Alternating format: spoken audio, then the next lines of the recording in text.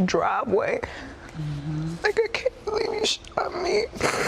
Hey, hey, hey! I got loyalty inside my DNA. Cocaine qualities, now war enemies inside my DNA. Bonjour à tous, j'espère que vous allez bien. Moi, ça va. Si c'est la première fois que tu tombes sur mon contenu, moi, c'est Aubry. Et sur cette chaîne, tu trouveras tout ce qui me passionne. Aujourd'hui, on est là pour parler de Megan Thee Stallion qui est revenue avec le titre Cobra, où elle exprime sa souffrance, sa solitude, sa dépression. On a littéralement une Megan qui crache son venin pour guérir son intérieur. Donc, asseyez-vous, prenez quelque chose à grignoter et tout de suite, on passe à la vidéo. Let's get it! Si vous avez cliqué sur la vidéo, j'espère que vous connaissez un minimum Megan Thee Stallion parce que cette vidéo ne sera pas accentuée sur sa vie, mais plus sur son drama. Mais en bref, Megan Thee Stallion est une rappeuse américaine de 28 ans. Elle est née le 15 février 1995 à San Antonio, au Texas. Et elle aurait des origines jamaïcaines. Sa mère, Holly Thomas, était une rappeuse à l'époque au nom de Hollywood. Et lorsque sa mère allait au studio et que Megan était bébé, elle emmenait Megan avec elle au lieu de déposer Megan à la crèche. Plus tard, c'est vers l'âge de 14 ans que Megan écrit ses premiers textes. Et c'est à l'âge de 18 ans qu'elle va dire à sa mère qu'elle veut devenir une rappeuse. Mais sa mère va lui dire d'attendre au moins d'avoir 21 ans avant de se lancer, histoire de finir ses études et de gagner aussi en maturité. Entre-temps, au lycée, Megan va perdre son père et elle va rester avec sa mère. Elle va rentrer à l'université et son amour du rap est tellement fort qu'elle va se dire « ça y est, c'est bon, c'est le moment, je veux me lancer, je veux être une rappeuse ». Elle va rentrer dans le rap game avec le nom de Megan Thee Stallion. Thee Stallion parce qu'elle est très grande de taille, elle fait 1m78 et lorsqu'elle était ado, on la surnommait Thee Stallion, donc Megan Thee Stallion aka Megan les talons. Lorsque Megan rentre dans le rap game, elle vient avec une philosophie de ami, friendly, on est amis, no drama, no problème. En gros, elle veut pas être comme les gens de l'industrie qui ont des clans, ils sont ceci, cela. Elle veut être amie avec tout le monde. D'ailleurs, je crois que la première fois que moi je l'ai vue, c'était dans une vidéo de Jordan Woods. Si je me trompe pas, mais c'était il y a longtemps. Enfin bref. Sincèrement, à un moment donné, je savais que cette histoire d'être ami avec tout le monde là, ça marche pas dans le showbiz. Même dans la vraie vie, ça ne fonctionne pas, mais bon. Je pars du principe que l'ami de tout le monde n'est en vérité l'ami de personne. En 2019, Megan va perdre sa grand-mère et 2 semaines après, elle va aussi perdre sa mère d'une tumeur au cerveau. Megan se retrouve alors toute seule, elle est orpheline carrément. Elle n'a plus de grand-mère, elle n'a plus de mère, elle n'a plus de papa. Il lui reste, on va dire, sa meilleure amie. Vous allez comprendre plus tard pourquoi je mets les guillemets. Bon, on arrive au drama qui va l'emmener au titre Cobra. Le 15 juillet 2020, elle va annoncer sur les réseaux qu'elle a été touchée par balle le 12 juillet 2020. Et elle a dû se faire opérer pour retirer la balle. Elle a été touchée au pied. Et après ça, Internet s'enflamme. Bien sûr, quelqu'un s'est fait tirer dessus, de sur quoi une star. Donc, Internet s'enflamme et veut savoir ce qui s'est passé, comment Megan se retrouve avec une balle dans le pied à l'hôpital en train de se faire opérer. Apparemment, dans la nuit du 12 juillet 2020, Megan se trouvait chez Kylie Jenner. Elle avait organisé une petite party entre stars et tout. Elle avait organisé une petite fête et il y avait Megan Thee Stallion à cette fête. À la fête de Kylie Jenner, il y avait Tory Lanez. Je ne sais pas si on dit Tory Lanez ou Tory Lanez. En tout cas, il y avait Tory, il y avait Kelsey, sa meilleure amie, il y avait Megan Thee Stallion et ce sont les protagonistes. Donc, je vais me focaliser sur eux. Je ne vais pas citer tout ce qui était à cette fête. Mais en tout cas, retenez qu'il y avait Tory, il y avait Megan, il y avait sa meilleure amie. Alors, pendant la soirée, il y aurait eu une légère tension entre Megan et Tory. Megan et Tory, apparemment, ils étaient en bis-bis, on va dire. Ils étaient en plein flirt. Megan et Tory s'étaient déjà fait chanson plusieurs fois, donc on savait tous qu'ils étaient en bis-bis, en flirt ou en couple, je sais même pas trop. Mais en tout cas, ils étaient, on va dire, en flirt. Et pendant la soirée, il y aurait eu des tensions entre Tory et Megan. Après ça, les protagonistes, chacun, ils auront leur propre version. Donc, il n'y a pas de version, on va dire, officielle, ou il n'y a pas de version directe parce que chacun des protagonistes est venu avec sa version des faits. Il y a certains qui disent que pendant la soirée, Meghan était partie, ensuite elle est revenue chercher Tori parce que pour elle, Tori se rapprochait de Kylie et elle n'aimait pas ça parce qu'elle était déjà en flirt avec Tori. Donc elle est revenue et apparemment cette soirée, ils avaient beaucoup bu. Hein. Donc elle est revenue, elle a pété un câble pour qu'il rentre avec elle. Ça, c'est une version des faits. Il y a une autre version qui dit que les deux sont montés dans la voiture et bien, ils se seraient chamaillés toujours à cause de Kylie Jenner parce que Tori se rapprochait de Kylie, se serait battu et pendant la bagarre, Tori aurait pris son fusil et tiré sur Meghan sans faire exprès. Il n'avait pas l'intention de la tuer et tout le tralala. Franchement, il y a beaucoup de versions parce que les protagonistes sont tellement flous. Il y a aussi une version qui dit que Tori Lanez, en fait, il était en flirt au départ avec la meilleure amie de Meghan. Il était en bis-bis avec la meilleure amie de Meghan, Kelsey. Et Kelsey avait fait des reproches à Meghan, comme quoi, à chaque fois qu'elle se rapproche d'un gars, Meghan, elle coupe les devants, en fait. À chaque fois, elle finit par lui prendre la personne avec qui elle flirte. La bagarre aurait éclaté pas entre Meghan et Tori, mais entre Meghan et sa meilleure amie. Elles en seraient venues aux mains dans la voiture où il y avait Tori à l'intérieur.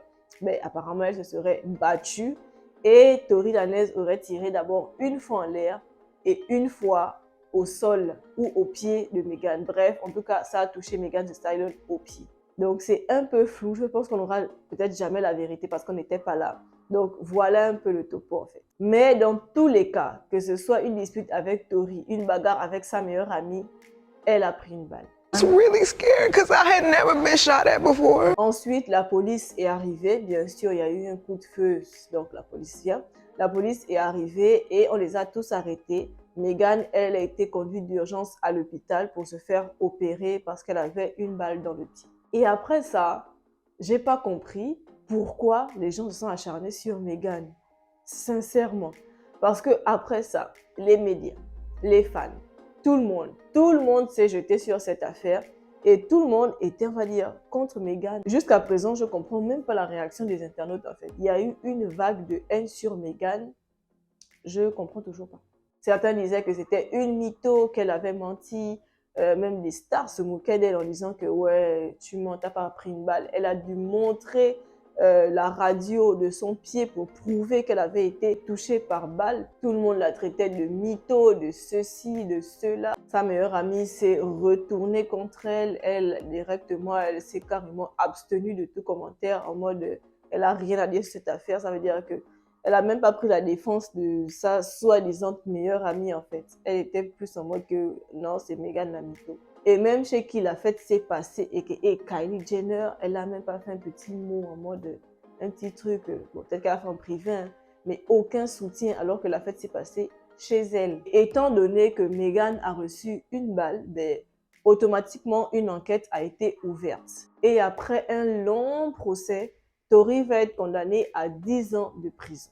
Il va être inculpé pour agression avec une arme à feu semi-automatique, utilisation d'une arme à feu et port d'une arme à feu chargée et non enregistrée dans un véhicule. Au-delà du fait que Meghan ait reçu une balle, Tori va être condamné parce qu'il était en possession d'une arme à feu non enregistrée, non répertoriée. Et c'est illégal, surtout que lui, il n'est pas américain.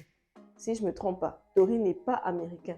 Donc, il n'a même pas l'autorisation d'avoir une arme. Et il n'a même pas de permis de port d'armes. Donc, rien qu'avec ça, Tori, il prenait déjà 10 piges. Comme ça. Et il a pris 10 ans facile comme ça en décembre 2022.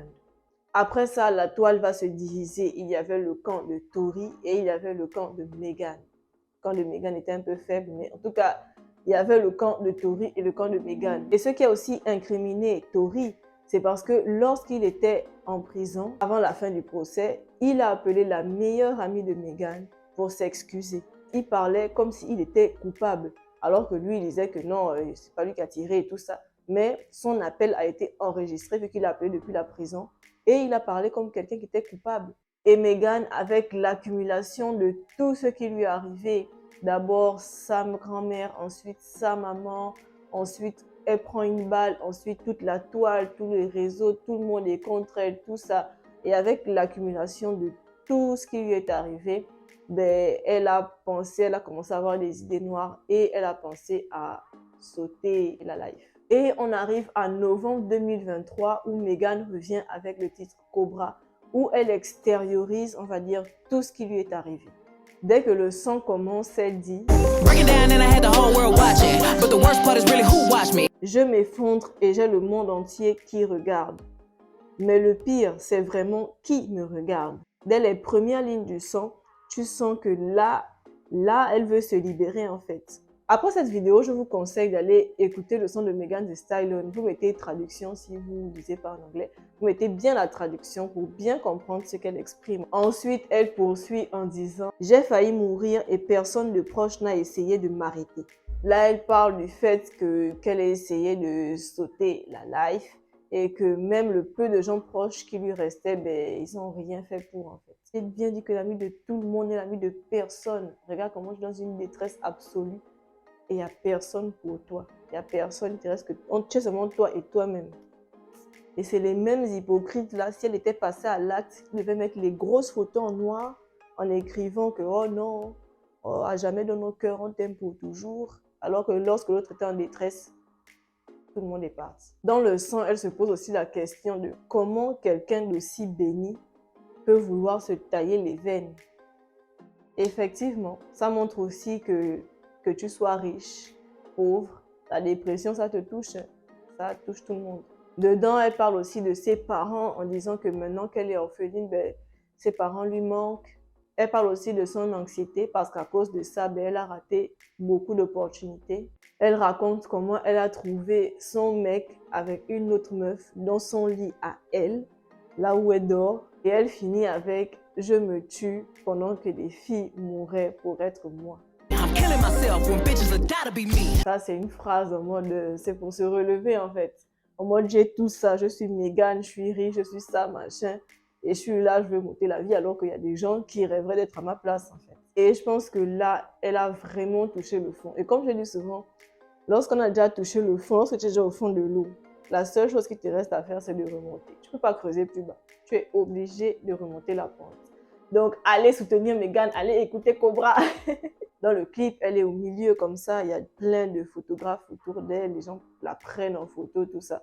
Et on voit comment elle s'arrache, on va dire, la peau de serpent, tout ça. C'est une manière pour elle, je pense, de renaître en fait. En mode, ok, j'étais ça, là j'ai mué, là j'ai grandi, là j'ai changé. Vous n'allez pas m'abattre, là je renais. Et je trouve ça bien pour une rappeuse qu'elle parle de dépression, de santé mentale, de tout ce qui lui est arrivé en fait. Je trouve ça bien, ça n'arrive pas qu'aux autres. Je trouve ça bien qu'elle parle de ça parce qu'on est habitué à un clip de rap. C'est CUL, drogue, argent, tout ça, machin. Et je trouve ça bien qu'elle en parle dans ses chansons, tout ça. Ça fait plaisir. C'est malheureux, mais ça fait plaisir. Donc Megan, tu n'as peut-être plus d'amis. Tu n'as peut-être plus rien du tout. Mais il te reste une seule fan ici qui fait la promotion de Cobra, ton son. Donc, voilà quoi. En tout cas, c'était pour parler du drama qu'il y a eu entre Megan et Tory et plus sur son aspect à elle, comment elle a vécu la chose et tout le travail, comment tout le monde était contre elle. C'était une vague de haine, franchement, elle me faisait de la peine.